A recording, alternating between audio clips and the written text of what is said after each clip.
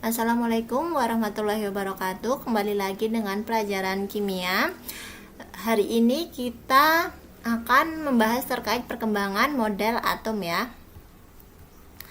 Oke, untuk yang pertama kita akan bahas teori atom Dalton. Tapi sebelumnya kita menjelaskan dulu bahwa adanya teori ini tuh berdasarkan percobaan yang dilakukan oleh Lavoisier dan Proust ya. Percobaan yang dilakukan oleh Lavoisier itu menghasilkan suatu teori bahwa dalam sistem tertutup massa zat sebelum dan sesudah reaksi adalah sama. Jadi Pak Lavoisier ini menemukan hukum terkait kekekalan massa yang intinya massa zat sebelum dan sesudah itu nilainya selalu sama. Sedangkan untuk hukum Proust atau terkenal dengan hukum perbandingan tetap, dia dari percobaannya menghasilkan suatu teori bahwa senyawa kimia itu terdiri dari unsur-unsur dengan perbandingan massa yang selalu tetap atau sama ya, nilai perbandingan massa dari unsur-unsur suatu senyawa. Nah, dari dua teori tersebut, selanjutnya muncullah suatu perkembangan teori terkait atom. Yang pertama diprakarsai oleh Dalton, karena memang perkembangan ilmu pengetahuan itu selalu berkembang secara dinamis ya, jadi cepat gitu perkembangannya. Kalau ada suatu kelemahan dari teori pertama, selalu akan diperbarui lagi. Untuk yang pertama, teori atom Dalton itu berisi terkait atom merupakan suatu bagian terkecil dalam materi yang tidak bisa dibagi lagi. Jadi memang komponen atom itu kalau menurut postulasi Dalton ini merupakan materi yang paling kecil yang memang dia sudah tidak dapat dibagi lagi menjadi bagian-bagian yang kecil. Kemudian atom itu tidak bisa diciptakan atau dimusnahkan. Terus atom berbentuk mirip seperti bola pejal yang sangat kecil. Jadi bola pejal itu yang bola padat ya. Pejal itu padat. Terus seperti ini dia konsepnya untuk atom Dalton. Terus atom-atom yang bergabung dapat membentuk sebuah senyawa dengan perbandingan bulat dan sederhana. Nah, kelemahan adanya teori atom Dalton itu tidak dapat menjelaskan kenapa suatu larutan itu dapat menghantarkan arus listrik. Bukannya nanti di suatu larutan itu ketika menghantarkan listrik itu harusnya terdapat elektron, tetapi di sini si Dalton belum menjelaskan bahwa di atom itu terdapat elektron seperti itu. Selanjutnya, teori Dalton itu sekarang diperbarui lagi oleh Pak Thomson ya. Teori J.J. Thomson itu berisi ini. Atom merupakan bola yang bermuatan positif. Pada tempat-tempat tertentu terdapat muatan negatif yang tersebar merata seperti kismis dalam roti kismis. Jadi dia sudah mengemukakan bahwa kalau awalnya tadi atom hanya bola pejal, nah sekarang atom itu memiliki muatan positif. Nah, dikelilingi oleh elektron yang seperti kismis ya, bagikan elektron. Jadi elektronnya itu tersebar di segala penjuru seperti kismis dalam roti kismis. Terus atom itu bersifat netral karena jumlah muatan positif sama dengan muatan negatif. Adapun kelebihannya yakni dapat membuktikan adanya partikel lain yang bermuatan negatif dalam atom. Jadi tuh intinya tuh dia menunjukkan bahwa atom itu ada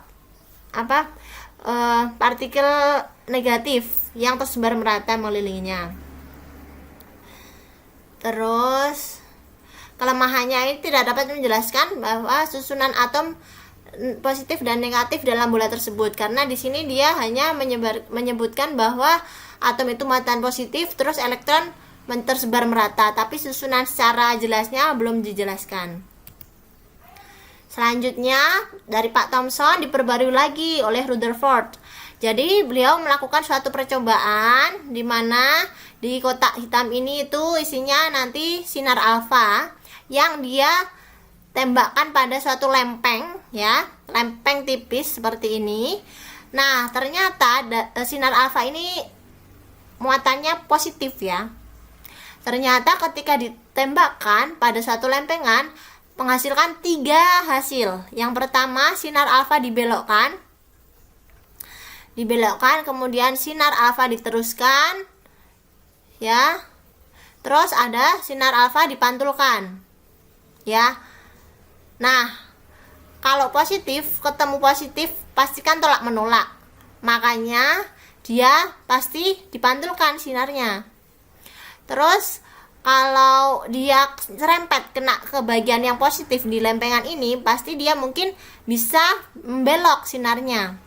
Atau apabila dia tidak mengenai positif, pasti dia bisa diteruskan sinarnya, gitu ya. Jadi ada kemungkinan 3 peristiwa dari penghamburan sinar alfa. Yang pertama, sinar alfa itu dipantulkan, memantul karena kebetulan ketemu positif. Sinar alfa tadi kan positif, ketemu nilai positif di dalam lempengan ini, makanya dia dipantulkan. Yang kedua, dia menyerempet pada bagian positif, akhirnya dia dibelokkan sedikit. Nah, ketiga, dia tidak bertemu dengan muatan positif sehingga dia bisa diteruskan sinarnya, seperti itu ya. Nah, dari percobaan itu terdapat teori, menghasilkan teori ya. Nah, ini hasil percobaannya adalah atom terdiri dari inti atom yang bermuatan positif dan elektron yang bermuatan negatif yang mengelilingi inti atom. Jadi di sini tuh dia menjelaskan, oh ternyata dalam suatu atom itu terdapat muatan positif dan elektron yang bermuatan negatif, di mana elektron itu dapat mengelilingi inti atom, ya. Seperti ini gambarnya. Kemudian atom bersifat netral karena ada positif dan negatif. Nah, kelemahan dari atom Rutherford ini adalah beliau tidak dapat menjelaskan kenapa elektron, ini kan ada elektron ya yang mengelilingi inti atom. Ini inti atomnya warnanya oranye, kemudian elektron. Nah, di sini beliau tidak dapat menjelaskan mengapa si elektron ini tidak dapat jatuh ke dalam inti. Nah, seperti itu. Nanti akan dijawab oleh selanjutnya. Nah, teori Niels Bohr akan menjawab atau memperbaiki dari teori Rutherford. Yang pertama, elektron mengelilingi inti atom pada lintasan tertentu yang stasioner, yang disebut orbit atau kulit. Stasioner itu apa ya? Lintasan yang berbentuk seperti oval gitu ya, lingkaran seperti itu. Terus elektron dapat berpindah dari kulit yang satu ke kulit yang lain dengan memancarkan atau menyerap energi. Jadi tadi untuk teori yang Rutherford, dia kelemahannya kan elektron tidak dapat jatuh ke inti. Nah, ternyata sekarang dijawab oleh Niels Bohr. Alasan kenapa sih elektron tidak dapat jatuh ke inti? Ternyata ini jawabannya. Elektron mengelilingi inti atom pada lintasan tertentu yang stasioner atau disebut dengan kulit. Ternyata elektron itu terletak pada suatu lintasan, yang mana dengan adanya lintasan tersebut, ini ya gambar lintasannya. Adanya lintasan-lintasan ini, dia tidak dapat jatuh ke dalam inti atom. Jadi inti atom ini dikelilingi oleh elektron, di mana masing-masing elektron itu dia berada pada lintasan tertentu, ya. Semakin keluar kulitnya maksudnya semakin di luar, maka jumlah elektronnya semakin banyak. Semakin ke inti, jumlah elektronnya semakin sedikit, ya, elektron yang mengintari. Terus ada kelemahan lagi dari sini. Oh iya, di sini juga menjelaskan bahwa ini di dalam inti atom ini terdapat proton dan neutron, di mana proton itu muatan positif, terus nanti dikelilingi oleh elektron yang bermuatan negatif. Kelemahannya hanya mampu menjelaskan spektrum atom hidrogen. Jadi dia hanya menjelaskan terkait atom hidrogen saja yang ada pada peristiwa ini, tapi tidak mampu menjelaskan spektrum atom yang lain yang memiliki jumlah elektron yang lebih banyak, seperti itu, karena hidrogen itu jumlah elektronnya sedikit, seperti itu. Selanjutnya dari atom Niels Bohr diperbarui lagi. Nah, ini mekanika kuantum atau terkenal dengan teori atom modern. Diprakarsai oleh 3 penggawa ini, yaitu Louis de Broglie, Werner Heisenberg, dan Erwin Schrödinger. Nah, 3 ini menghasilkan suatu teori tentang teori mekanika kuantum. Berisi bahwa elektron mengelilingi inti atom dan berada pada orbital tertentu membentuk kulit atom. Jadi di sini nanti inti atom, di sini ada awan elektron atau persebaran elektron ya. Di mana elektron ini mengelilingi inti dengan lintasan tertentu seperti itu. Orbital adalah ruang di sekitar inti tempat elektron dapat ditemukan. Jadi oranye ini adalah inti, yang biru-biru ini adalah tempat orbital, yakni tempat di mana ditemukan keberadaan elektron ya. Terus kedudukan elektron pada orbital dinyatakan dengan bilangan kuantum. Nah, kita akan belajar yang poin 3 ini lebih mendalam setelah kita mempelajari perkembangan model atom. Seperti itu. Ini ya, ini sama inti atom, terus kelilingnya itu ada persebaran elektron yang mengitari atau biasa terkenal dengan awan elektron. Selanjutnya terkait partikel penyusun atom. Jadi atom itu tersusun atas tiga komponen. Yang pertama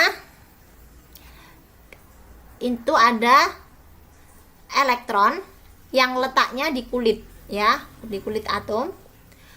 Kemudian yang kedua itu ada proton. Jadi sebenarnya atom kan terdiri dari inti atom dan kulit atom. Elektron itu terletak di kulit atom, sedangkan di inti atom ini terdapat proton dan neutron, di mana proton adalah muatan positif, elektron muatan negatif. Nah, yang satunya yang oranye ini adalah neutron, seperti itu. Elektron ditemukan oleh J.J. Thomson ini ya. Terus neutron ditemukan oleh Chadwick. Ini gambarnya. Terus yang proton ditemukan oleh Goldstein. Kemudian terkait nomor atom dan nomor massa. Di sini saya akan menjelaskan lambang ya. Ini ada tabel periodik, kalian lihat. Nah, tabel periodik ini ternyata di dalamnya terdapat banyak sekali unsur. Ini lambangnya. Terkait dunia lambang saya jelaskan bahwa Ag ini namanya unsur argentum. Kalau di sini Na, misal Na berarti dia unsur natrium, gitu ya. Kalau dia sini Cl berarti dia unsur klor. Yang atas ini menunjukkan nomor massa, yang bawah menunjukkan nomor atom. Sama seperti ini. X ini adalah unsur atau lambang atom. A adalah nomor massa kiri atas, Z itu adalah nomor atom terletak kiri bawah. Nomor atom itu nilainya sama dengan jumlah proton atau sama dengan jumlah elektron kalau dia dalam berbentuk unsur ya, bukan ion. Kalau dia berbentuk seperti ini biasa, maka Z itu sama dengan jumlah proton dan sama dengan jumlah elektron. Nah, sedangkan A ini itu namanya nomor massa, dapat dicari dengan menjumlahkan Z plus neutron ya. Neutron itu yang komponen lain yang ada di dalam inti gitu. Jadi A sama dengan jumlah proton atau Z ya.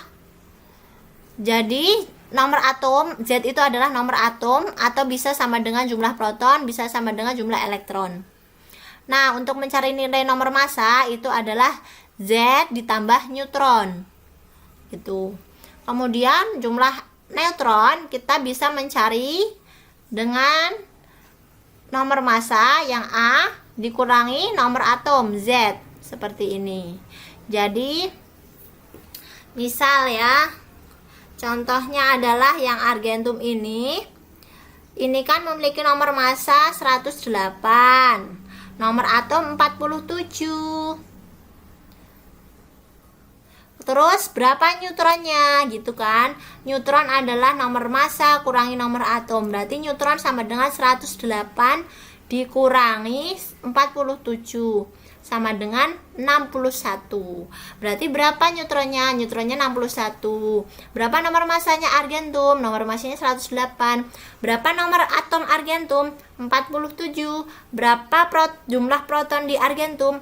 47. Berapa jumlah elektron di argentum? Sama 47 ya. Ini nomor atom sama dengan jumlah proton sama dengan jumlah elektron. Gitu. Oke. Demikian pembahasan terkait perkembangan model atom. Ini ada quotes, tak ada rahasia untuk menggapai sukses, karena sukses itu didapat terjadi karena persiapan, kerja keras, dan mau belajar dari kegagalan. Terima kasih sudah menyimak pembahasan. Semoga bermanfaat. Wassalamualaikum warahmatullahi wabarakatuh.